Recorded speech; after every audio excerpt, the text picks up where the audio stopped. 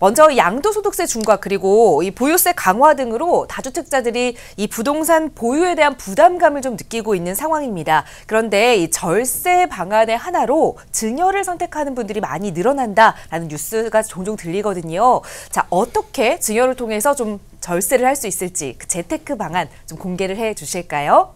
네, 알겠습니다. 자, 요즘 신문 기사나 방송 기사를 봐도 증여하시는 비율들이 많이 늘어났다는 기사를 우리가 종종 접할 수가 있습니다. 자, 우리가 과거에는 증여라고 하는 게 부자들만의 하는 행위로 이렇게 간주되곤 했었어요. 근데 최근에는 많은 부분들이 인식의 변화가 온 것 같습니다. 특히 현재같이 각종 세금 부담이라든지 이런 또 보유세 부담이라든지 이런 압박감에서 벗어나는 하나의 방안으로서 증여를 이게 선택하시는 분이 많은 것 같습니다. 그래서 제가 오늘은 증여를 하실 때 꼭 알아야 될 유형 한 6가지 정도를 정리해서 좀 말씀 좀 드리고요. 그리고 마지막으로 또 유의사항까지도 지금 제가 좀 첨언을 해서 말씀 좀 드리도록 하겠습니다. 자, 먼저 증여라고 하는 것을 좀 보겠습니다. 자, 기본적으로 우리가 무상거래에는 증여와 상속이 있습니다. 증여와 상속이 있는데 기본적으로 생전에 이루어지는 무상거래가 증여로 보시면 되겠고요. 사후에 이루어지는 무상거래가 이제 상속입니다. 자, 그렇지만 제가 오늘은 증여 중심으로 좀 말씀 좀 드리도록 하겠습니다. 자, 기본적으로 증여세의 납부 의무자는 그 증여를 받는 수중자가 납세 의무자가 되겠습니다. 자, 그렇기 때문에 증여를 해주는 부모님이 아니라 만약에 아들이 받는다면 아드님이 증여세 납부 의무자가 된다는 거 아시고요. 그 다음에 기본적으로 이렇습니다. 수중자별, 즉 증여를 받는 사람별, 또 그러면서 이런 재산 공제가 수중자별로 실시가 된다는 거. 그래서 이따가 뒤에서 보면은 기본 재산 공제라는 게 있습니다. 그게 수중자별로 공제가 이루어지고 있다 하는 것 알아두시고요. 그리고 또한 수중자별로 증여를 받는 사람 그 별로 증여 가액이 10년 단위로 합산이 되고 있다. 10년 단위로 합산이 되고 있다는 것도 알아두시고요. 그 다음에 기본적으로 증여세율이나 상속세율이 상당히 세율이 높습니다. 세율이 10%에서 최대 50%까지 이게 구간별로 이게 세율이 정해져 있습니다. 따라서 너무 일시에 증여를 많이 하게 되면은 세율이 50%까지 많기 때문에요. 상당히 세 부담이 큰 것도 사실입니다. 자, 그리고 기본적으로 아까도 말씀드렸습니다만 증여라고 하는 게 기존에는 하나의 부의 상속 수단으로 되어 있는 것은 맞습니다. 그렇지만 이런 상속 수단으로만 볼 게 아니고요. 이제는 하나의 절세 수단으로 좀 보셔야 된다 하는 측면을 좀 강조드리고요. 전에 종전 같으면 어떤 부의 상속 개념 그러다 보니까 부자들만이 하는 행위로 간주가 됐지만은 지금은 이 증여라고 하는 게 하나의 절세 개념으로 다 인식이 바뀌고 있다 하는 거 다시 한번 강조드리고요.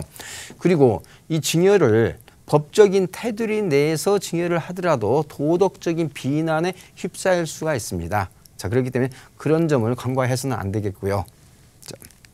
자, 먼저 우리가 증여를 통한 재테크 전략으로서 한 6가지 유형을 말씀드릴 텐데요. 첫 번째로 제가 증여를 강조를 할 때 가장 증여는 타이밍이 중요합니다. 타이밍이 중요하다. 따라서 빠르면 빠를수록 좋다고 보시면 되겠습니다. 자, 예를 들어서 이렇습니다. 자녀가 출생 즉시 태어나면 바로 증여를 하게 되면은 우리가 만 30세가 됐을 때 벌써 1억 4천만 원이라는 것을 증여를 할 수가 있습니다. 이건 적법하게 법 테두리 안에서 할 수 있는 거예요. 즉 태어나자마자 하게 되면요. 2천 두 번 할 수 있죠. 또 5천 20세가 넘으면 5천까지 되죠. 5천 이렇게 합치면은 1억 4천까지 증여를 할 수가 있습니다. 그렇다면 만 30세가 되는 순간 1억 4천만 원까지 자금 출처 조사를 받지 않아도 되는 그런 확실한 증빙이 될 수 있는 자금 출처가 되겠죠. 그렇기 때문에 자녀 출생 즉시 증여하시는 이런 습관을 가지셔야 됩니다. 자, 그런데 기본적으로 인식의 전환이 없으면 안 되는 거죠. 자, 그렇기 때문에 빠르면 빠를수록 좋다. 또한 아까도 말씀드렸죠. 제가 10년마다 반복해서 증여하시라. 반복해서 증여하시라. 그러면서 예를 들어서 조부모, 할아버지, 할머니로부터, 그다음 부모님으로부터, 그다음에 자녀별로 이렇게 구분해서 10년 단위로 반복해서 증여를 하시는 게 유리하다는 거 말씀드리고요. 또한 여기서 한 가지 또 우리가 타이밍을 논할 때요. 부동산의 자산 가치가 이렇게 폭락하는 시기가 있습니다. 예를 들어서 우리가 과거에 IMF 시대라든지 국제 금융위기가 왔을 때 상당 부분 주택 가격이 하락이 됐었죠. 그런 시기에 좀 팔기 아까운 주택 같은 경우를 주저하지 말고 증여하시는 게 좋겠다. 자, 그래서 기본적으로 자녀 출생 즉시 증여하라. 두 번째는 10년마다 반복 증여하라. 부동산 경기가 안 좋을 때 오히려 증여하시라. 이렇게 말씀을 좀 드리고요.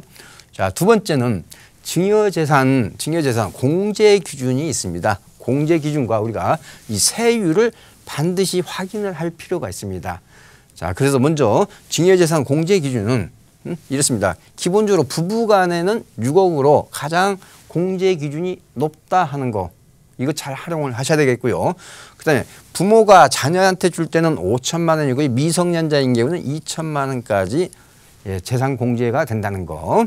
그다음에 자, 자녀가 오히려 거꾸로 자녀가 부모님한테 드릴 때도 5천만 원이 되겠고요. 그다음에 친족 간에는 이제 1천만 원이 되겠습니다. 그래서 이런 재산 공제 기준에 대해서는 우리가 상식적으로 꼭 알아두실 필요가 있다는 거. 또한 증여 세율이 아까도 말씀드렸듯이 10%에서부터 많게는 50%입니다. 자, 그런데 여기서 가장 중요한 것은 최소한 20% 아래인 상태로 증여를 하는 게 뭐냐면 증여세 측면에서 부담이 적다는 겁니다. 따라서 가능한 5억 재산 증여 가액이 5억이 넘지 않는 선에서 하시는 게 현명하겠다. 이렇게 말씀을 좀 드리고요. 자, 그다음에 세 번째는 우리가 국세청 내부 기준에, 내부 훈령에 이 정도 나이가 되고 이렇게 결혼을 한 세대주라면은 얼마까지는 자금 출처, 이런 자금 출처를 하지 않겠다 하는 내부 규정이 있습니다. 이 규정을 우리가 잘 활용을 한다면은 자녀 명의를 통한 부동산 재테크를 하는 데 있어서 훨씬 더 유리할 겁니다. 그렇지만 여기서 제가 한 가지 강조하는 것은요. 이거는 어디까지나 국세청 내부 훈령 규정이지 기본적으로 원칙적으로 증여가 명백하면은 증여세가 부과되는 것은 맞습니다. 맞지만은 국세청 내부 규정에 이 정도면은 우리 자금 출처 조사를 하지 않겠다 하는 그런 훈령이 있다는 것을 우리가 참고로 알아둘 필요가 있겠죠. 참고로 보겠습니다. 자, 30세 미만이면은 기본적으로 총액 한도가 한 1억까지는 출처를 묻지 않는다. 이렇게 보시면 되겠고요. 그다음에 30세 이상인데 비세대주니까 결혼을 안 했다고 보시면 되겠습니다. 이랬을 때는 한 1억 5천. 또 30세 이상이면서 결혼을 했을 경우에는 한 2억 5천까지 출처를 묻지 않는다. 또한 40세 이상의 결혼을 하지 않은 분 같은 경우는 한 3억까지. 그다음에 이제 40세 이상 결혼한 세대주 같은 경우는 총액 한도가 5억까지. 그렇기 때문에 우리가 이런 숫자도 참고로 알아두시고 자제분이 현재 결혼을 했느냐, 나이가 몇 살이냐 이런 걸 좀 염두해 두시고 이 정도까지는 자금 출처가 이루어지지 않는다 하는 것을 좀 알아둘 필요가 있겠죠. 설사 아까도 제가 강조했죠. 증여가 명백하면 증여세가 부과되는 게 원칙입니다. 따라서 추후를 대비해서 자금 출처 조사가 나왔을 경우 우리가 80% 이상을 증빙을 하게 되면은 100% 증빙을 한 걸로 간주를 합니다. 따라서 추후 조사에 대응하기 위해서 관련된 증빙 서류는 철저하게 보관하고 있을 필요가 있겠습니다. 자, 그다음에 아까 제가 증여 재산 공제 기준을 말씀드렸어요. 거기서 부부간의 증여가 6억으로서 가장 큽니다. 그래서 기본적으로 이 부부간의 증여를 통해서 양도세를 줄여보자는 겁니다. 부부간의 지금처럼 양도세가 이렇게 조정 대상 지역에서 양도세가 중과되는 시점에서 양도세를 절세하는 기법 중에 가장 효율적인 게 바로 부부간의 증여다 하는 거 말씀드리고요. 아까도 말씀드렸죠. 6억까지 부부간에는 증여세가 없다. 그러면서 이것도 10년 단위로 그렇다. 예. 자, 예를 들어보겠습니다. 내가 취득가액을 올려서 5년 후에 양도 차익을 줄이는 효과가 있는 게 일반적인 이제 부부간의 이제 증여 기법이 되겠는데요. 내가 아주 옛날에 3억 원에 샀습니다. 현재 시세가 6억입니다. 그렇다면은 현재 팔게 되면 어떻게 돼요? 양도 차익이 3억이 되겠죠. 자, 그런데 이걸 갖다가 부부간의 증여를 통해서 명의를 바꿔놨습니다. 이랬을 때 6억으로 바꿨어요. 그렇게 해놓고 5년 후에 팔게 되면은 만약에 그 사이에 1억 5천이 올라서 7억 5천이 됐다고 가정을 해봐요. 이랬을 경우는 양도 차익이 1억 5천이죠. 자, 그랬을 경우에 양도 차익이 3억에 대한 세금과 양도 차익이 1억 5천에 대한 세금은 양도세는 확연히 다르겠죠. 또한 우리가 부부간의 증여에 있어서 한 가지 또 꼭 우리 시청자님께서 아셔야 될 내용이 있습니다. 자, 내가 집이 여러 채인 다주택자다 한다면은 이럴 때는 부부간에 쌍방증여를 하는 겁니다. 쌍방증여. 즉 남편 명의로 돼 있는 것을 부인에게, 부인 명의로 돼 있는 것을 남편에게 이렇게 하는 쌍방증여를 하시게 되면은 양도세도 줄일 수가 있겠고요. 여러모로 절세적인 측면이 많겠습니다. 그런데 우리가 기본적으로 증여를 이렇게 논하게 하다 보면요. 기본적으로 증여는 남편 명의로 있던 것을 부인 명의로 바꾸는 이런 형태로만 인식을 하시는 분들이 종종 있는 것을 제가 봤습니다. 예, 부인 명의로 돼 있는 것을 남편 명의로 해서 이렇게 쌍방증여를 꼭 고려를 하시라는 거, 꼭 일방증여만 생각하시면 안 된다는 거 말씀드리고요. 자, 그다음에 다섯 번째로는 우리가 부담부 증여를 잘 하시면은 절세를 할 수가 있습니다. 부담부 증여. 그럼 부담부 증여란 건 뭐냐? 뭔가 증여를 받는 사람한테 뭔가 부담을 주면서 증여를 하는 형태를 부담부 증여라고 합니다. 자, 그래서 예를 들어서 이렇습니다. 임대차 보증금, 특히 전세 보증금이 들어있는 상태에서 증여를 하면은 유리하겠죠. 자, 기본적으로 그래서 이렇게 할 때는 기본적으로 갭 투자 전략하고 병행해서 하게 되면 더 효과적이겠죠. 자, 그다음에 예를 들어서 이렇습니다. 뭐 상가라든지 이런 것을 증여를 할 때는 기본적으로 먼저 선대출 증여를 해주기 전에 먼저 대출을 실행을 하고 나서 그 대출을 있는 상태로 증여를 하게 되면 이제 부담부 증여가 되겠죠. 자, 여기서 한 가지 이제 주의할 점은 이 대출을 선실행을 해서 이게 부담부 증여를 합니다만은 기본적으로 그 증여를 받는 사람의 상환 능력을 또 봐야 되기 때문에 이 부분은 충분히 은행하고 미리 사전에 이랬을 때 이 대출이 승계가 되는지 여부를 체크할 필요가 있겠습니다. 자, 마지막으로는 우리가 기본적으로 이렇습니다.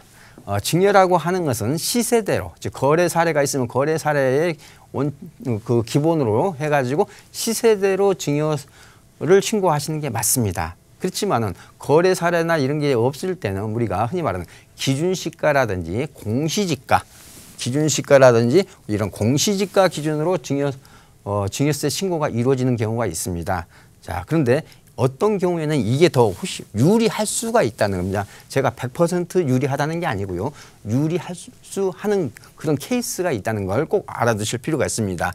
자, 그러면서도 이런 부분에 대해서는 나중에 이제 양도세가 많아지겠죠. 왜? 시세보다 낮게 신고를 했기 때문에. 따라서 증여세 절세분하고 추후 양도세 증가분하고 좀 비교 분석은 필요가 하겠죠. 자, 그런데 이럴 경우는 내가 장기 보유 가치가 있는 것들이라고 생각이 된다면은 이럴 때는 오히려 기준시가로 신고하는 게 유리할 수가 있겠습니다. 좀 예를 들어 보겠습니다. 자, 부모님 명의로 40억짜리 꼬마 빌딩을 샀습니다. 그리고 나서 대출을 20억을 받았습니다. 그런데 이 꼬마 빌딩의 기준시가는 20억입니다. 자, 이랬을 경우 이걸 갖다가 대출을 실행하고 나서 자제분에게 바로 증여를 합니다. 이랬을 때 기준시가로 하면서 부담부 증여를 하게 되면은 20억이기 때문에 또 부담을 안는 게 또 20억이기 때문에 말 그대로 제로가 되겠죠. 따라서 증여세가 없는 사례도 있을 수 있습니다. 물론 이 경우에는 나중에 양도세가 커지는 부분은 있어요. 따라서 그 양도세 커지는 부분에 대한 향후 대응 방안을 좀 병행해서 검토할 필요는 있겠죠. 자, 그렇기 때문에 이렇게 기준 시가로 할 때가 유리할 수도 있다 하는 것도 우리가 알아두실 필요가 있겠고요. 자, 마지막으로 주의사항 몇 가지 말씀 좀 드리겠습니다. 기본적으로 이런 무상거래가 이루어지는 것은요, 취득세율이 높습니다. 취득세율이 기본적으로 취득세율이 4%로 높습니다. 그렇기 때문에 이 취득세 납부하는 금액과 내가 절세하는 그 금액이 형평성이 맞는지 이 부분도 따져봐야 되겠고요. 이런 취득세도 누가 내야 돼요? 그 수중자가 내야 돼요. 그렇기 때문에 이 수중자가 이 취득세를 납부할 또 능력이 있는지, 만약에 대신 납부해 준다면 이런 취득세까지도 증여재산 가액에 포함이 된다는 거 알아두시고요. 그다음에 기본적으로 증여를 하게 되면은 5년 이상을 보유를 해야 됩니다. 그렇기 때문에 기본적으로 중장기적으로 보유하실 의향이 있는 그런 부동산을 증여를 해야 된다는 거. 만약에 5년 이내에 매도를 하시게 되면 2월 과세 효과가 발생이 됩니다. 자, 그다음에 세 번째는 아까도 말씀드렸죠. 기본적으로 증여재산 신고는 시세가 원칙입니다. 시세가 원칙이에요. 그렇지만은 가끔 기준시가나 공시지가로 할 때가 유리할 수도 있다는 것도 참고로 알아두시고요. 자, 마지막으로 증여세가 예를 들어서 이렇습니다. 20세가 넘은 자제분에게 전세 끼고 5천만 원 투자를 시켜줬다고 가정을 해봐요. 자, 그러면 기본적으로는 증여세가 없죠. 증여세가 없지만은 이렇다 증여세가 없다 할지라도 반드시 세무당국에 증여세를 신고하셔야 됩니다. 그래야 나중에 그게 차곡차곡 쌓여서 자금 출처에 활용을 할 수가 있는 거죠. 그렇기 때문에 증여세가 없더라도 반드시 세무당국에 증여세를 신고하시는 그런 것을 놓치시면 안 되겠습니다. 그래서 제가 오늘은 요즘에 부쩍 증여에 대한 관심이 높아지는 시기입니다. 그래서 제가 6가지 유형하고 그다음에 우리가 이런 사항들은 좀 유의해야 된다 하는 사항까지 정리해서 말씀 좀 드렸습니다.